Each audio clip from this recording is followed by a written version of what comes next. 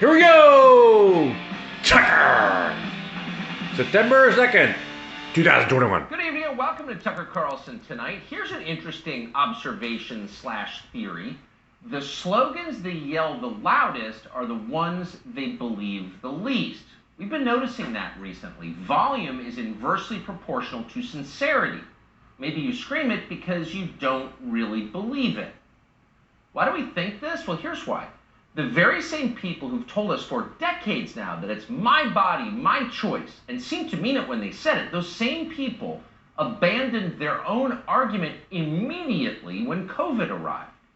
Suddenly, on a dime, they turned and they were demanding that we wear the mask and get the shot. But these were not optional suggestions. They weren't deeply personal decisions to be made according to the dictates of individual conscience after consulting with family, physicians, and clergy. They weren't between you, your doctor, and God. No, not at all. These were mandates. All of a sudden, Democrats were arguing that actually politicians do get to decide what you do with your body. It's their choice, not yours. Inject these powerful drugs whether you want to or not because we own you.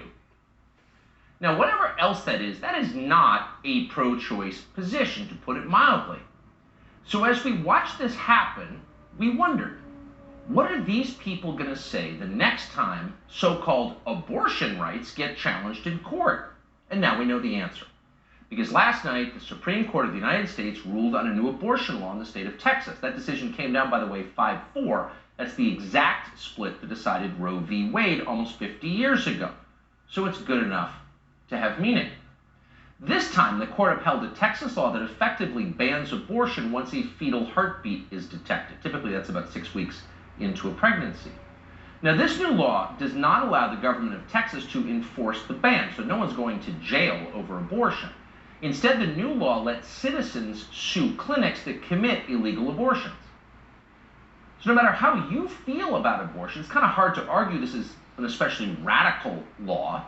Intentionally stopping a person's heart from beating is the definition of killing. Government has a right to regulate that. In fact, deciding when it's okay to kill a person is, on the most basic level, the whole reason to have laws in the first place. So whether it's right or wrong, or whether you like it or not, it's not a crazy statute. It did, however, drive the media crazy. Here's CBS, quote, news last night.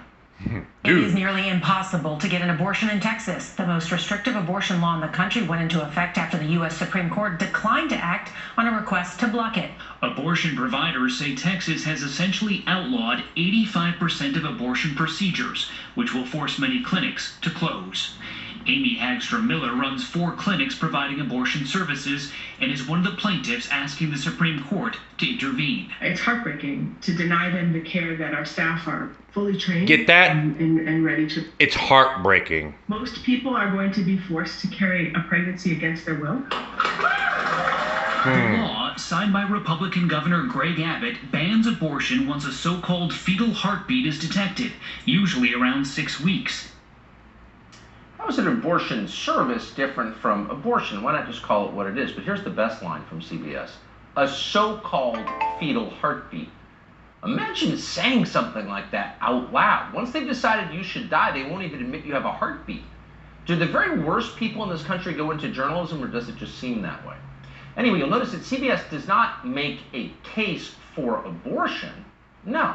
They didn't tell you why it's so important to stop fetal hearts from beating. They just asserted that it is. What they didn't do is say a single word about how this violates your physical autonomy, about how it's your body, your choice. They can't say that now. They're for mandating vaccines and masks. So in that way, over at CBS, they're still a little bit smarter than the protesters you're seeing on your screen right now. These are the people who gathered outside the Texas state capitol in Austin today. You'll notice that many of them are holding signs affirming their physical autonomy. You can't tell them what to do with their bodies. Politicians, hands off my body. But wait a second. At the very same moment they're declaring their physical autonomy, they're wearing their little obedience masks. And you can bet money all of them are vaccinated. Why? Because they were told to get the shot. So, of course, they obeyed. They don't see the irony here. On the other hand, how could they see it? So few sane people are left with big platforms in this country that you almost never hear a sensible, logical, rational argument about anything. Just hours ago, for example, the ACLU, the American Civil Liberties Union, released this statement, and we're quoting, "Far from compromising them, vaccine mandates actually further civil liberties." You have more civil liberties when they control your body. You can just imagine the 1860s version. "Far from compromising civil liberties, slavery actually enhances personal freedom." It's not even Orwellian at this point. It's post-Orwell. This is uncharted. Things are changing so fast that a lot of people on the left are having trouble keeping up with the shifting justifications for the policies they want. Poor Jen Psaki, never a genius to begin with, unintentionally blew herself up today at the White House press briefing. Watch this. Why does the president support abortion when his own Catholic faith teaches abortion is morally wrong? Well, he believes that it's a woman's right, it's a woman's body, and it's her choice. Why does the president, who does he believe then should look out for the unborn child? He believes that it's up to a woman to make those decisions, and up to a woman to make those decisions with her doctor. I know you've never faced those choices, nor have you ever been pregnant, but for women out there who have faced those choices, this is an incredibly difficult thing. Ooh, getting the sophomore year gender studies lecture from Jen Psaki. Here at Wesley and Mr. Man, men don't get to talk about abortion. You ever been pregnant before? I don't think so. You can't get pregnant because you're a man. So abortion is a women's issue. Shut up.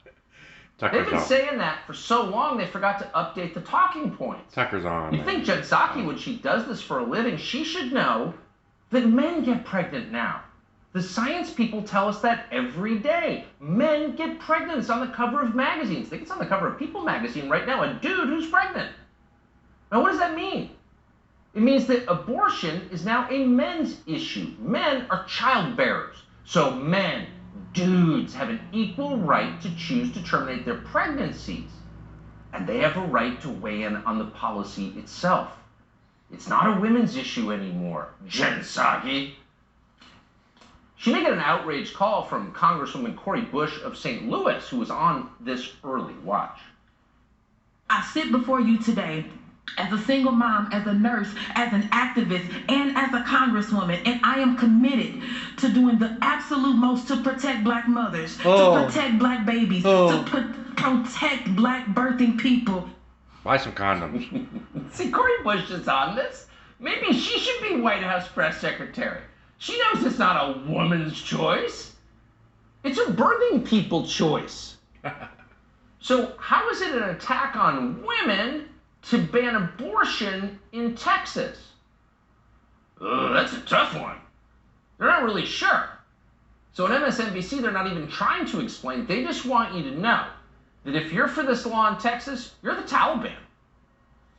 And we have a situation in Texas right now tonight where the American Taliban, because that's what it is, there's not an American evangelical right-wing movement, there is an American Taliban, is weirdly similar in so many ways to the Middle Eastern Islamist terrorists. Let's talk about weird. I just feel so sorry for these people.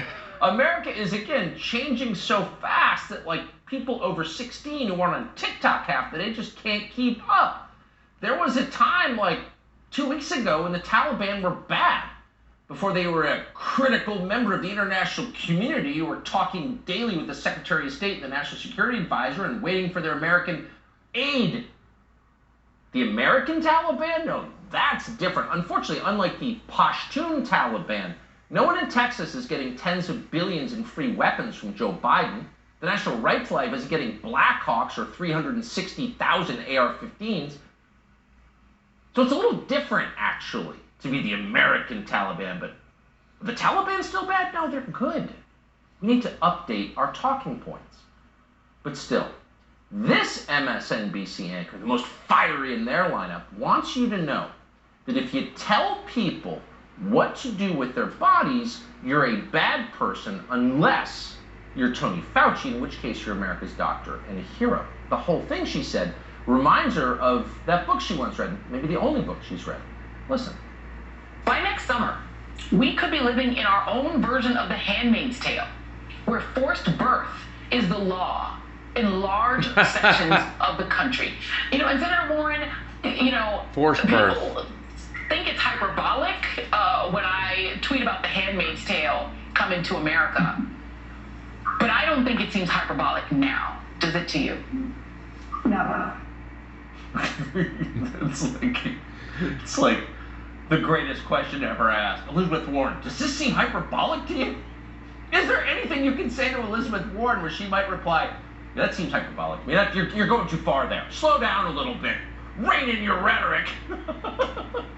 But when MSNBC trots out Elizabeth Warren, it doesn't matter what she says. The point is she's there. This is a serious moment. CNN had to top it, and they did. They went farther even than MSNBC. To assess yesterday's court decision on abortion, CNN found a man with personal experience. That would be Jeffrey Toobin. Now, Toobin is most famous for masturbating on Zoom. That will define his obit, unfortunately. There may not be room for a much more relevant fact, which is Jeffrey Toobin once impregnated a co-worker's daughter and then pressured her to get an abortion. He knows this topic cold. Now, she refused, but in the process of pushing her to get an abortion unsuccessfully, Jeffrey Toobin learned what a lot of crappy men have learned over the years, which is this is a great option if you're a married guy who doesn't want to pay for more kids with random women. So Jeffrey Toobin means it when he tells you it's bad to ban it. Watch. Today is the first day that a state could legally ban abortion. And Roe v. Wade essentially does not exist, at least in the state of Texas, and probably more in states to come. Texas has banned abortion in the state, and the Supreme Court has done nothing about it. That is immensely significant, mostly for the women of Texas. 29 million people in total live in Texas. What does that mean for Roe v. Wade? I said it could effectively end Roe v. Wade. Was that an overstatement? I don't think so. The point of Roe v. Wade is that states cannot ban abortion. Clowns. It's immensely significant for the women, he mansplains.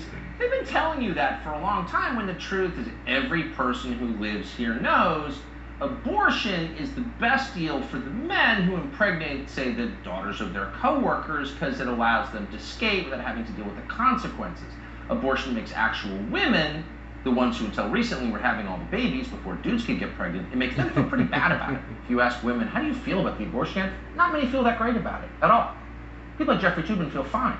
So it's his prerogative he's defending, but whatever. There he is lecturing us about Roe v. Wade, the sacred 5-4 ruling that invented the right to abortion out of nothing. Now here you have a duly elected state legislature right now in 2021 contradicting the 5 unelected judges who concocted the right to abortion back in 1973. And Jeffrey Toobin is suggesting that's an attack on democracy. When elected people contravene the judgment of unelected people who died decades ago. That's what they're telling you. These people can't even hear themselves. But millions of normal Americans do recognize this moment for what it is. It's proof that democracy does still exist. Voters can decide what they want for their communities, their states, their towns, and that courts will at least potentially respect that right. It's called self-government. The legislature in Texas has realized this for months now. They've passed laws banning vaccine passports, homeless encampments, racist struggle sessions in schools. There you go. Laws that Good. block protests, that prevent emergency vehicles from riding down the road, etc., etc. Laws specific to Texas that the people of Texas want, and a lot of those laws are still on the books. Go Texas. So that's not a bad thing. How is that a bad thing? Why should Texas have to be exactly like California? The problem is, if that kind of thinking goes national, it gravely disempowers the people at CNN and the so-called civil rights organizations that think they're in control of everything. On the other hand, it might actually save civil rights for the rest of us, and that might be a good thing. Dana Lash is a nationally syndicated radio show host who we think lives in Texas. She joins us tonight. Thanks so much for coming on. The response to this, you got to kind of wonder, now that we've decided it's not your body and you don't get to choose what you do with it, politicians get to make that choice. What is the argument against this Texas law? A sincere question.